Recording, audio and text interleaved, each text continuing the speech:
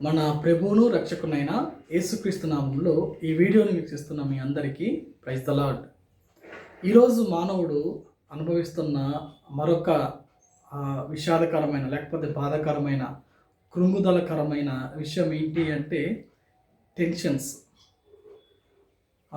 ఒత్తిడి అన్నమాట. ఒత్తిడి అనేది మానవుని యొక్క జీవితం మీద చాలా బర్డన్గా పడిపోతుంది. అంటే ఫ్యామిలీలో కావచ్చు, రిలేటివ్స్ ద్వారా కావచ్చు, లేకపోతే సమాజం ద్వారా పనిచేస్తున్న వర్క్ దగ్గర కావచ్చు. అది ఎక్కడైనా సరే, ఏ ఏరియాలో సరే ఒత్తిడి, ప్రెజర్ అనేది మానవుని మీద పడుతుంది. దీనివల్ల మానవుడు ఏం చేస్తున్నాడంటే ఈ ప్రెజర్ నుంచి తప్పించుకోవడానికి సంతోషం, అంటే ఈ ప్రెజర్ నుంచి కొంచెం రిలీఫ్ అవ్వడానికి ఏదో ఒక సంతోషం కావాలని చెప్పి మారక ద్రవ్యాలకి, సిగరెట్లకి, అదేవిధంగా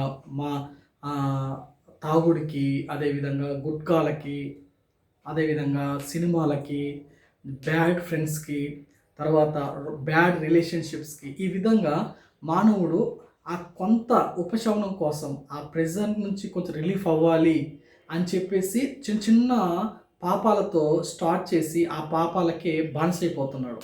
కానీ ఇలాంటి వాళ్ళకి దేవుడు ఈరోజు ఆదరణకరమైన వాక్యం ఏం చెప్తున్నాడు అంటే, ఎటువంటి ప్రెజర్ అయినా సరే అందులో నుంచి దేవుడు తప్పించగలడు.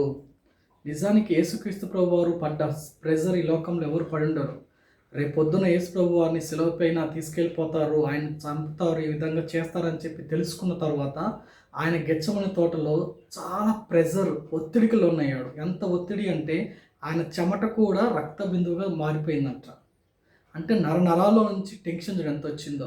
ఎందుకు అంటే నీ కోసం, నా కోసమే. ఈరోజు మానవుడు పొందుతున్న టెన్షన్ నుంచి రిలీఫ్ బయటికి తీసుకోవడానికి ఎప్పుడో యేసుక్రీస్తు ప్రభు 2026 సంవత్సరాల క్రితమే మన కోసం ఆ యొక్క ప్రెజర్ ఉంచాడు, తీసుకున్నాడు.